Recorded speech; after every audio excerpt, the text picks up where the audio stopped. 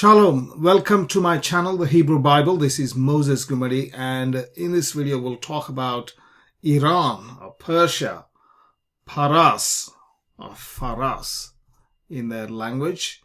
I'm going to talk about the words Paras, which is Persia, but also another word, Elam, and of course Iran, which is Iran. There is a word, it may not refer to Iran, but we will talk about it.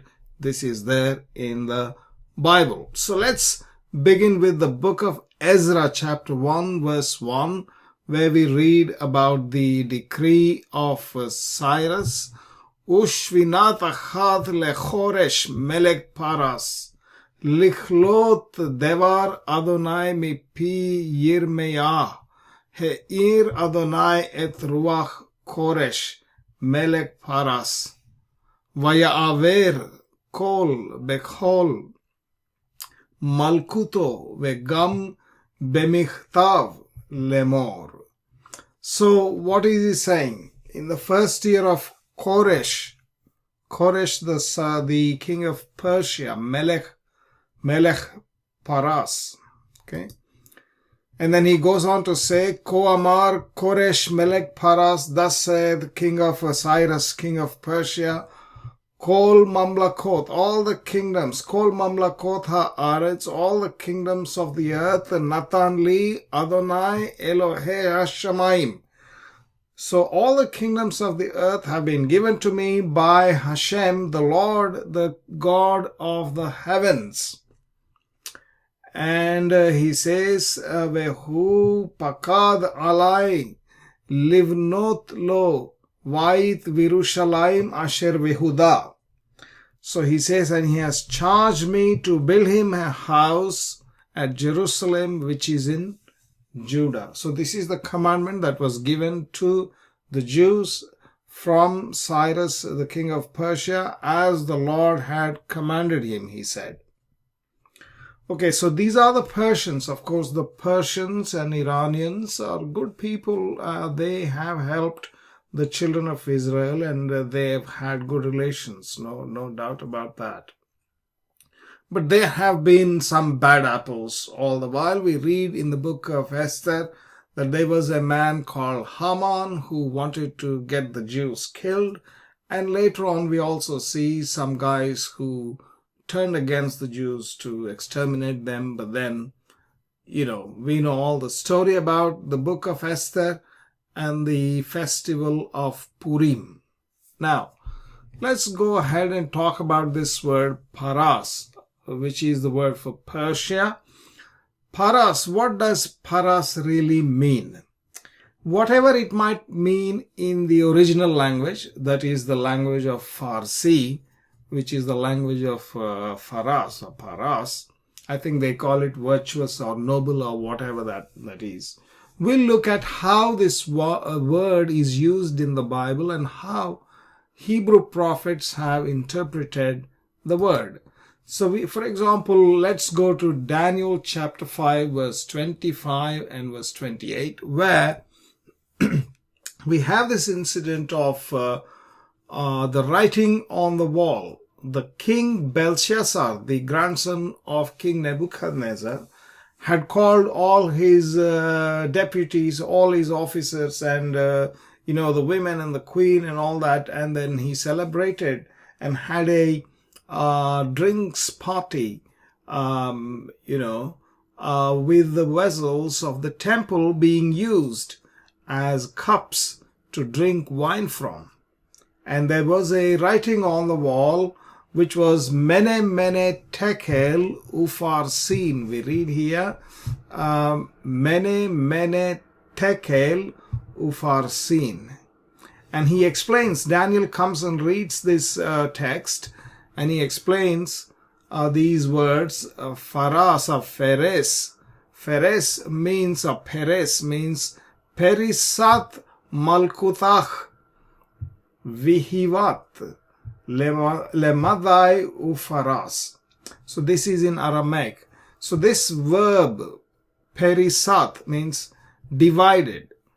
Malkutach, that is your kingdom. Your kingdom is divided. So he uses this word paras or peres in Aramaic with the verb paras or peras, which is actually means to divide. So let's look at the root fe, resh, and samech. It means to divide, means to split, both in Hebrew as well as Aramaic. And of course, if you put the vowels in the cuttle conjugation, so we have he divided and he split, etc. That's what paras means. Now, if you look at the Strong's numbers, if you are familiar with them when you research the Bible, the Strong numbers, we have a lot of similar sounding words. Paras is a Hebrew verb to divide, to split, etc. That's what it means. And peras again is similar sounding Aramaic verb, which means exactly the same. And we also have a Hebrew noun, peres, which interestingly means an eagle. It's not an eagle, it's a kind of an eagle. It's maybe a vulture. It's translated as ossifrage in the King James Bible. It is so why was it given this name? Because probably it tears up and splits up its prey. There's another word, paras, in Hebrew. It's a Hebrew noun, which of course refers to Persia. Also Aramaic noun paras means Persia. But we also have another noun slightly related, parsa, in the feminine, which means hoof or claw, and parsiot or parasot or whatever that plural is. It means the hoofs and claws. Why hoofs and claws? Because a hoof is divided. When we talk about the divided hoof of the cow and of the other animals which were permitted by God, the animals which chew the cud and with a divided hoof are permitted as a kosher. And so there, in that description, we read about this word, parsa. And claws also, because obviously claws are divided. So one leg divides into claws or fingers. That's the idea. So the idea of a division or split is very much present in this root paras. Okay? Now, of course, you could perhaps replace the samech, the letter samech, with the letter sin, and also maybe shin, and see what happens. And there are related words. If you do that, you can find these related words. I've given these Strong's numbers, which also means a bit of a similar meaning, like paras with a sin, shin with a dot on the left is a Hebrew verb. It means to spread, to break, disperse. So though not divide and split, but the meaning is closer. So looks like, I think it is probably derived from the same root. Also to distinguish and clarify, parash with the shin, again, is about splitting up and saying, hey, this is different from the other. Okay. Again, in Aramaic, we have a similar word. If you exclude this word for dung, you have peresh, which means also dung, is a son of Machir. And finally, parash also means war or horseman. I don't know how this meaning got in, but if you talk about the dung, of course, some old civilizations, they took it and applied on the tents or on the huts, etc. So maybe spreading is what is meant in the sense of spreading here, but we don't know. But in any case, the original root word paras means to split up and to divide, which we're going to talk about. So what about Persia is split up and divided? So let's read the same verses in the book of Daniel 5:25 and 28. He says that perisat malchutach vihivat lemadai ufaras. So the kingdom is divided and was given to Medes and the Persians. So there you have the division. So the division of Medes and the Persians, King Cyrus, what he did, the Medes are a separate group who lived in the same area but a little bit to the northwest. And Persians are a bit in the south, towards the east or towards the middle. Cyrus, the king of Persia, he defeated the kings of Medes, and he united both the empires, both the kingdoms, and created a Medo-Persian empire. That's the Cyrus about whom we read in the beginning of this video. So these Medes are called Madai. Madai are the ones in Hebrew. Madai is the word in Hebrew, and they are the Medes. So that's the divisions, Madai and Paras. But there are more divisions. We'll look at it. And so if you look at the table of the nations in the book of Genesis chapter 10 and 11, if you read that, you have the table of nations. Shem, Ham, and Japheth, 3 sons of Noah, and their sons, their sons, and their further descendants. 70 of them are listed in Genesis there. And these are how they look. Now, of course, the number 26 is repeated twice. It could be, you either count Nimrod or you count Pelishtim. That's how it is. And, Pelishtim are supposed to come from both Patrushim and Kalsuhim. So they are just mentioned as a side note. Same thing with Nimrod. And so if you count Nimrod, then you exclude Pelishtim. If you count Pelishtim, you exclude Nimrod. So essentially, you've got 17 nations here. And Israelites, of course, come from the house of Peleg, from Arpachshad, Shala, Eber, Peleg. And then from Peleg onwards, there is a separate line. This is, of course, the line of Yoktan. From 57 divides up into 58 through 70. Now, where is Madai? Where is Persia here? You can notice there is no Persia at all. But then we have Madai here. Madai comes under Japheth. And Elam is another name which is associated with Persia or Iran. Elam, as I'm going to show you shortly. So this Elam belongs to Shem and Madai belongs to Japheth, and these two together were there. And how do we know Elam is Persia? Because instead of Media and Persia, sometimes Elam is used. Here we have in the book of Isaiah chapter 21 verse 2, God says through the prophet Yeshayahu, Isaiah, this is a prophecy against Babylon. Chazut kasha hugadli, haboged boged, vehashoded shoded. Right? So, treacherous dealer dealeth treacherously, the spoiler spoileth. Right? Destruction, because spoiler is the one who destroys. The shoded is the destruction here. Ali Elam. It says, besiege, O Elam, Tsuri Madai, and say, go up Elam, Ali Elam, that is go up Elam, and Tsuri Madai, that is besiege, O Media or Madai. So here we have Elam and Madai together mentioned. Instead of Persia, Elam is mentioned.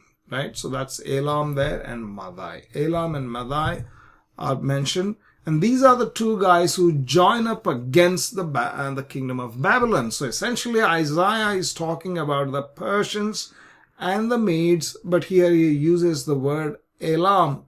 Why? Because, you see, even today we have these, within Iran, there is a province called Faras, although the old name was Persia. But they renamed it Iran because there are many tribes. That's why they named it Iran. Okay? Because strictly speaking, Paras was in the south, the Persians were in this area. Whereas the Elamites, Elam is, well, at the moment the province of Elam is very small, but previously Elam would have been including this as well here in the bottom. Right, so these two. So Elam and Paras, although different, they refer to the same area and same people who are scattered abroad, like Iran is basically inclusive of both. Now this is the Median kingdom, the ancient Median kingdom before Cyrus. Cyrus was here, a Persis or Persia, Paras. You can see Media here, Madai, and Elam, the capital of which is Susa. That is where I think Nehemiah was there, and Elam, this is Elam. Okay, this is Elam, next to Babylon. And Elam and Elam and Madai went against Babylonians. And of course, Persia also went because Cyrus was also involved. Right, so these are all together. So this is a Median empire, as you can see very clearly, except for this Balochistan, just right next to India in Pakistan, south of Pakistan. Most of the area is Iran, and also a bit of Syria, and then it goes into Turkey as well. So this is the ancient Median empire.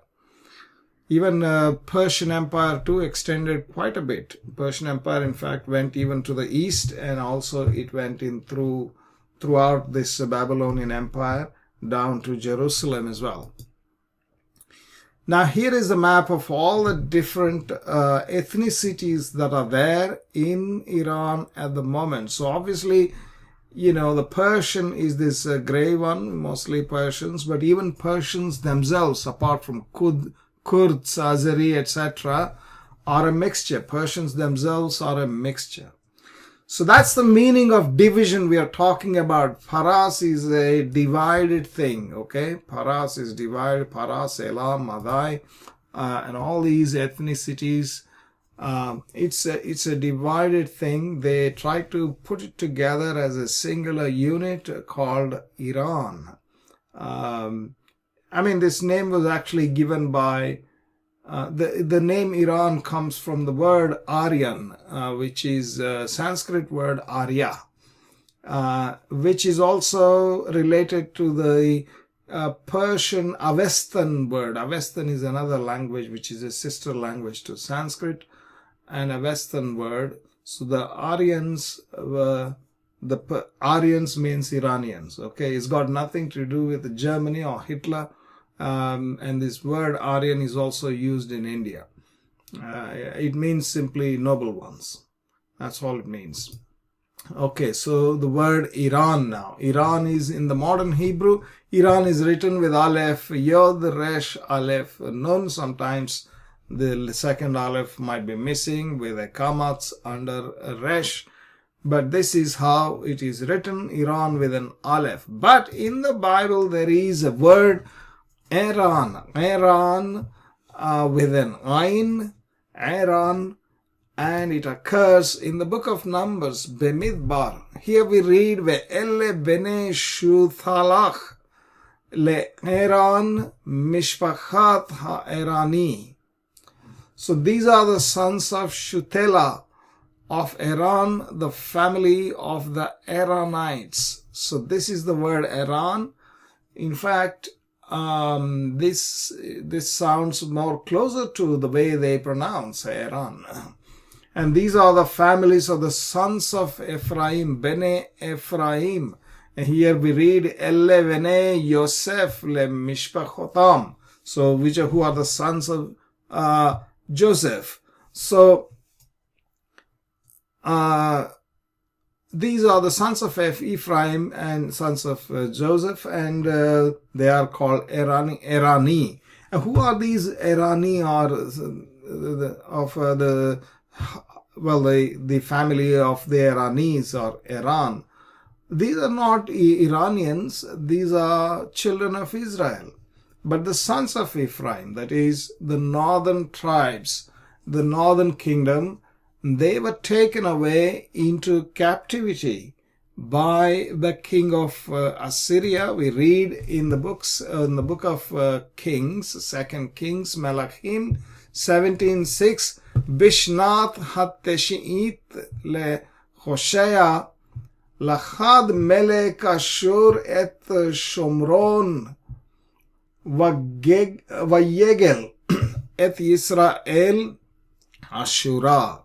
So in the 9th year of Hosea, Hosea is the king of Israel, the king of Assyria, Ashur, took Shomron, that is Samaria, and carried Israel away into Ashur, to Assyria, and placed them where? In Hala and in Habor by the river Gozan, and see this, Ve'are Madai, and in the cities of the Medes.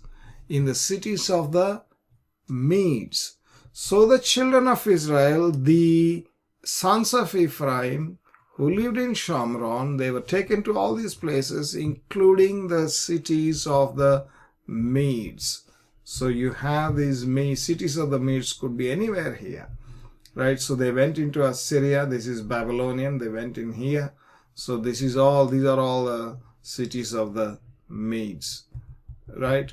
So the children of Ephraim, the lost tribes, are very much present in the Iranian territory, and they would have obviously got spread, and I'm sure they would have got intermarried. There were many Iranian Jews who retained their religion, and obviously there are a lot of people who also would have given up the religion and got mixed up with other peoples. And it is very interesting that this word Iran and Irani occurs here, because they were indeed taken into the cities of the Medes. And perhaps maybe some of the Iranians, or maybe quite a bit of Iranians, are also belong to the lost tribes. Who knows? God knows. God knows how to bring them back. We read in the book of Isaiah, chapter 11, verse 11, that when God brings back a lot of children of Israel from different nations, He has listed some of those nations, and that includes Persia. And that includes Media as well, I think, in some place, but surely Persia. Okay, that brings us to the end of this video. Thank you for watching. Please do like and subscribe to my channel. Click the bell icon. And also do comment below, and I will see you with another video as soon as I can. Thank you very much.